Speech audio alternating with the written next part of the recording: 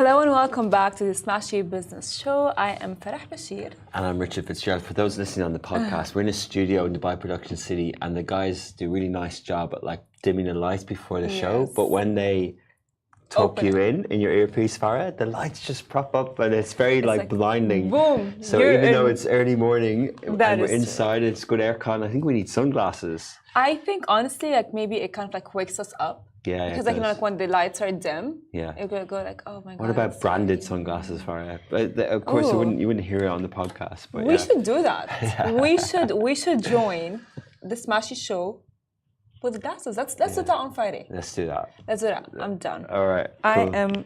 How's it going? How are you? Definitely. You've been covering. You and I were both at the same event yesterday. We went to the AI Summit. We'll talk a bit about it. But yeah. Yes, we should. Honestly, it's very cool because at this point, honestly, I have seen a robot, and I was like, whoa. But before talking about it, I'm just going to give like a quick roundup of our headlines for today. ADNOC redeems 1.99 billion bonds, maintains full ownership of ADNOC distribution. UAE-based prop tech stake closes 14 million Series A, and of course Elon Musk to ban Apple's devices over OpenAI integration sale, which is honestly kind of like exciting at this point because a lot of AI. So basically, your first story there, Farah, is the ADNOC one. Let me just explain this because this is a bit complicated. So the headline is that they gave back cash, right? Yes. So let me just explain this. So basically, they fully redeemed its US dollar-dominated senior unsecured bonds. In other words, these are exchangeable bonds. So basically, they issued them in May 21 with an option to settle through a share conversion in May 4, 24, right? And when they say they settled the bonds with a cash payment at 1.195 billion, along with up to 4 million in applicable interest. So that means anyone who bought those bonds in that time were given the cash back. Yeah. And you could have exchanged them into shares. So bonds are different to shares, right? They're like loans, no? Yeah. Exactly.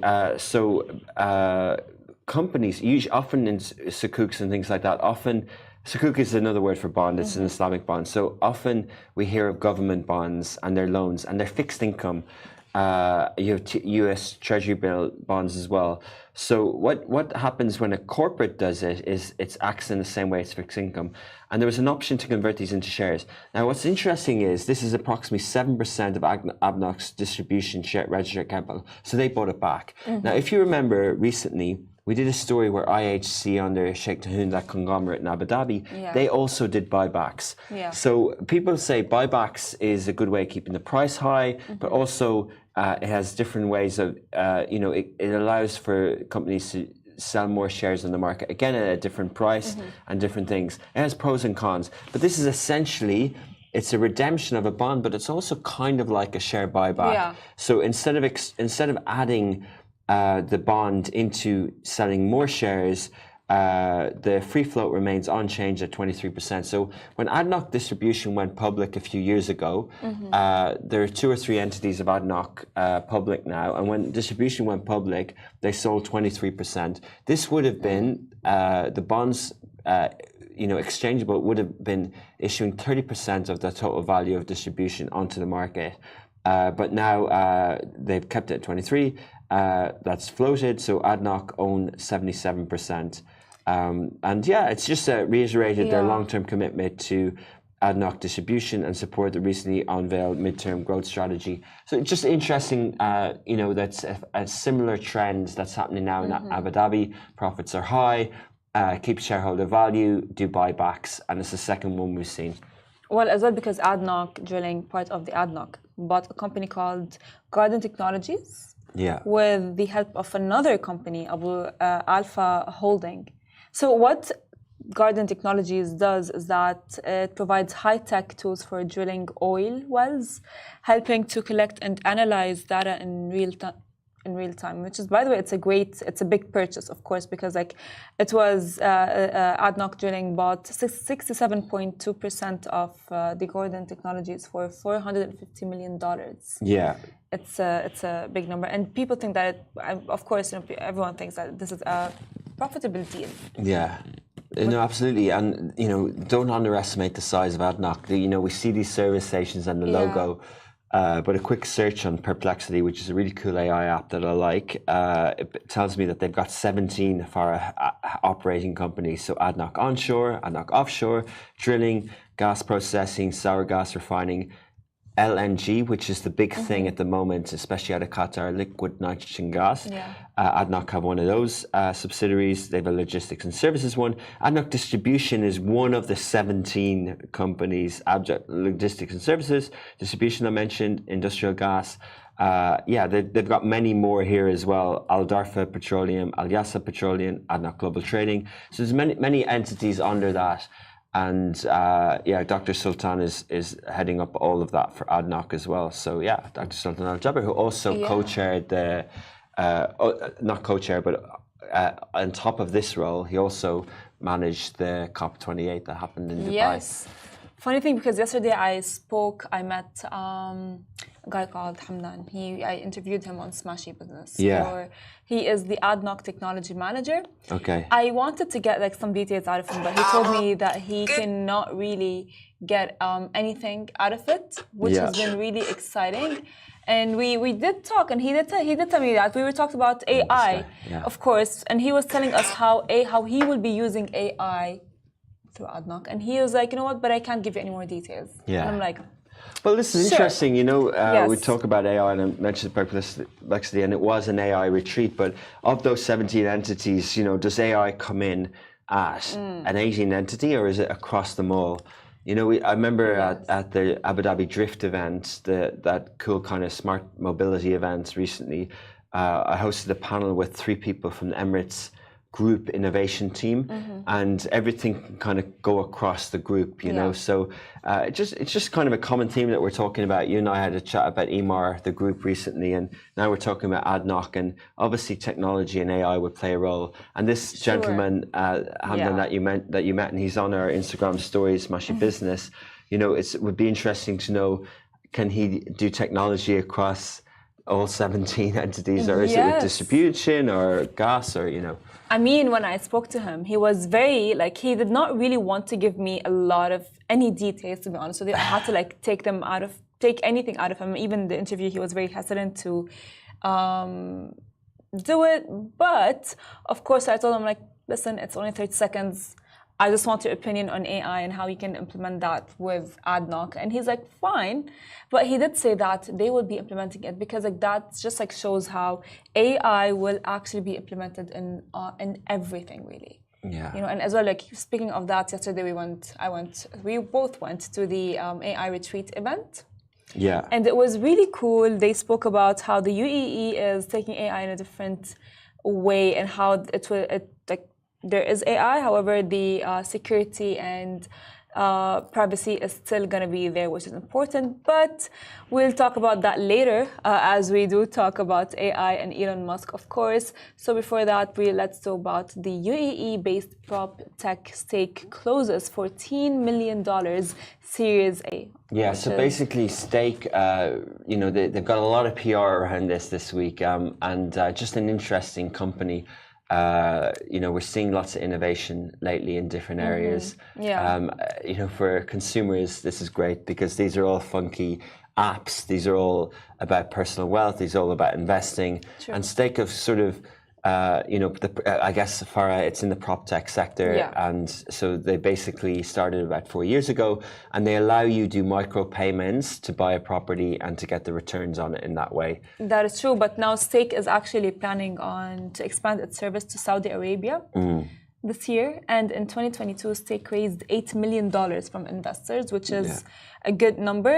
And because they started in 2021, by the way, by Rami Tabbara, Manar Mahmasani, and as well Ricardo Brizido, which is it's a cool team. And for them to raise $8 million in 1 year, because they opened in 2021 and in 2022. Yeah, and you can buy how much property is at the moment in Dubai. You can literally own a piece of property for minimum of 500 dirham on this app. Yes. That's the starting price. Yeah, I mean, honestly, this is a very convenient application for it, because right now people are very in investing rather than renting, including a lot of, I would say, everyone. You know what I mean? From me, myself, and my family, and everyone really. So the application, I think, is very convenient. Yeah. For everyone who is looking forward to investing, maybe does not have the money for it yet. They basically receive rental income proportional to their ownership stake and can benefit from the property value appreciation. So it's quite interesting.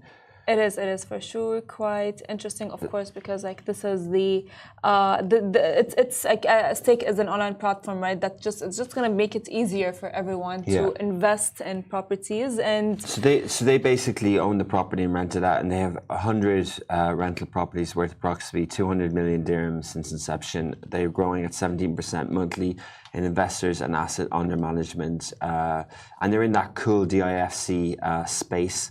And this was, what series was this, Farah? Was it Series A? Series A, yes. Yeah, $14 million as well. So well done to them. Good to see the prop tech space growing. Usually Waleed Shahabi is on this show, and he's the CEO. He hosts the Wednesday show here with Lubna usually, and he's a prop tech founder himself with Real Keeper, and Keeper is another one that's you're able to manage all your property assets. And they're also able to manage your rental for you. So it'd be good to get his views in the future on it. But PropTech is obviously a good space. Like Lubna recently attended the Property Finder event, and we talked about how their financing worked, and that they were a good exit for Beko Capital at the time. Recently a restructuring. They're still private, but they're said to be in the unicorn $1 billion valuation. Obviously, stake are far away from that, but it is another investment for the VC MEVP. If I can get I'm a bit like dyslexic with this stuff, but MEVP, which is Middle East Venture Partners, and they're synonymous with being involved in the Angami, one of the early people 10, 12 years ago in Angami. So this is a nice growth story for them. Looks like they're backing another winner on the prop tech side. So well done to MEVP as well. I mean, this is all very exciting news, but something closer to our heart, or my heart, which is AI. Elon Musk is to ban Apple devices over open AI integration. So what happened is that Apple's WWDC 24 encompassed more than just integrating cutting-edge AI technology, including advancements from ChatGPT with over 1 billion loyal customers. Apple views AI as a means to rejuvenate its consumer base and, of course, counteract a decline in sales of its flagship products. And, of course, in line of all of that, Elon Musk threatened to ban Apple devices from his companies if this were to happen, even though Apple reassured users that their data would remain private, with a paper released detailing safety measures, including private cloud compute. Yeah, he's taking all the attention on this one, Farah, because Apple were sort of late to the game. Like, we've talked a lot about Google and what their fumbled efforts with AI products, but Apple have this developer event. It's in Cupertino. It's in their beautiful spaceship-like venue, and they bring tech reporters from the region, and it's day 2 today. So in it, they obviously released lots of stuff. Did you know that the Vision Pro is a year old? A year? Yeah, and they updated it, but no one's using it. So I don't know. But I think he kind of announced that it'll be around the world. But we've never, when it came out and there was these videos of people walking around the street. Yes, walking around and even in the metro, by the way. Yeah, and we haven't seen any in Dubai. So I think we might see more. But a lot of it, they didn't do their whole first day just about AI. But AI was getting a lot of the update. The iOS 18 had a lot of AI integrations. OpenAI was mentioned, and Elon Musk has flagged the OpenAI thing as the threat. Yeah. We posted on Smashi Business this analogy of that you're going to be using Siri as an AI device, because Apple's secret weapon to AI is Siri, because Siri has never really worked for them. It's been around for years.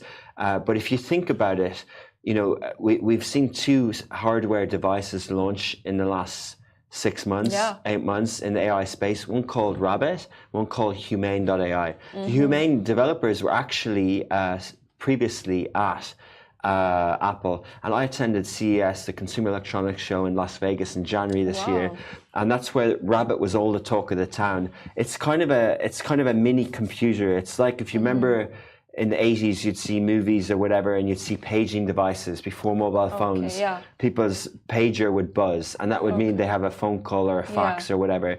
So these rabbit devices are kind of a homage back to that era of their clip-on things. A little bit like Whoop, but they're clip-on devices. They're wearables, but they don't have a screen. And they're supposed to be plugged into your data, and you're supposed to work with voice prompts.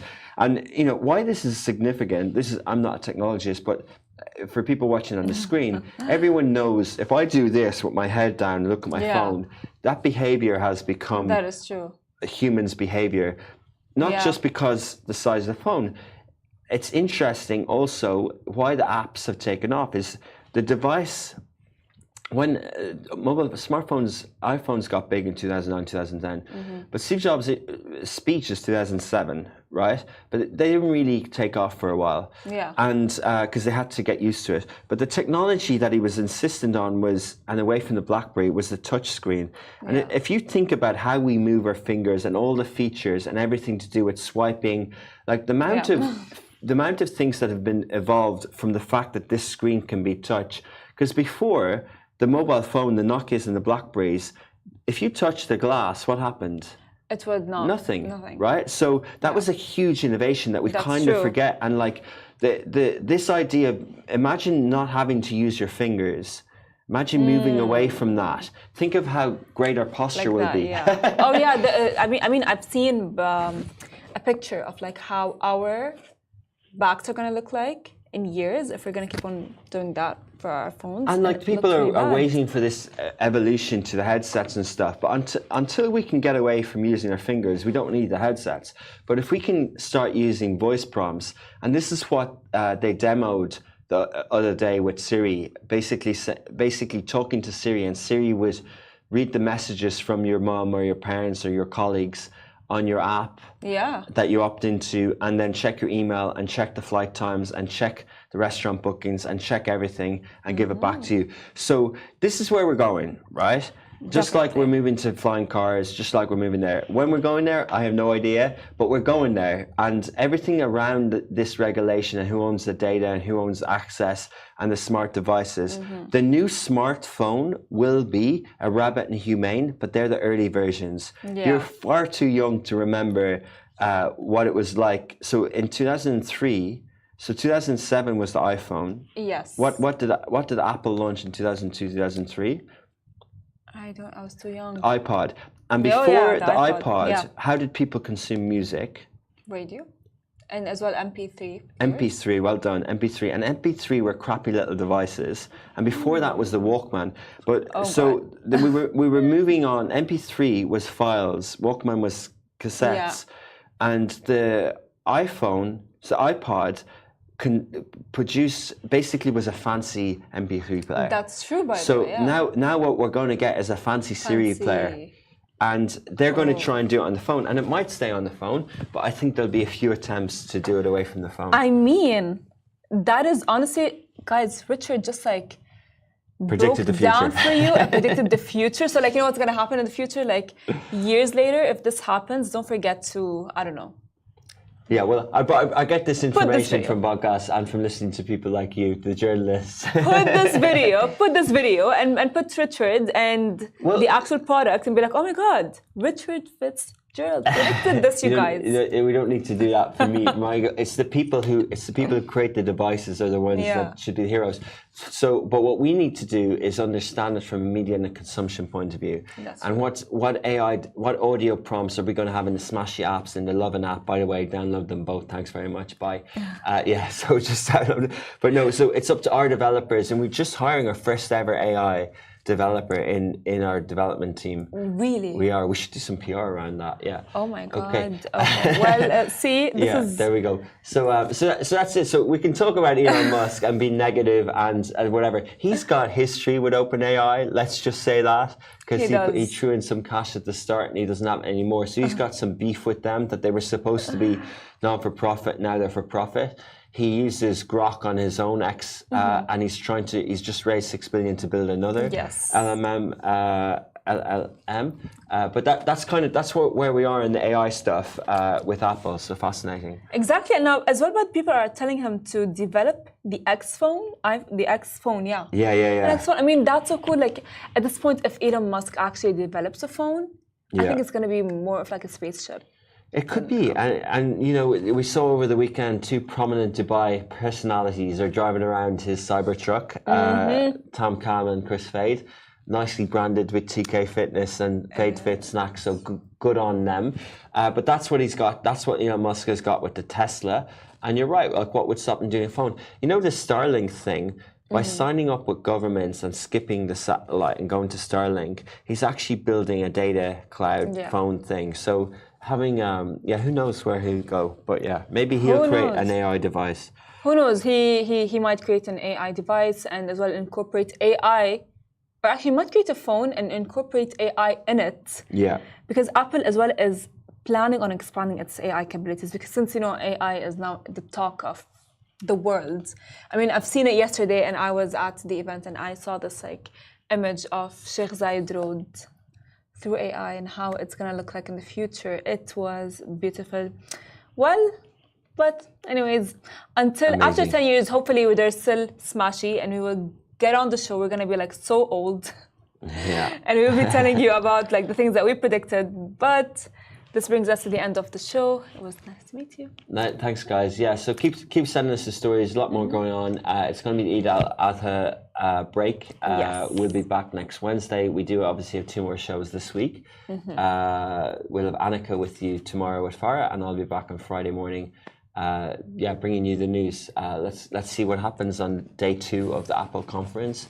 And let's see what else happens around the city and the region, and any more announcements. Chat to you soon. Yes, and as well, don't forget we go on podcasts, so tune in and see you tomorrow. Thanks a lot.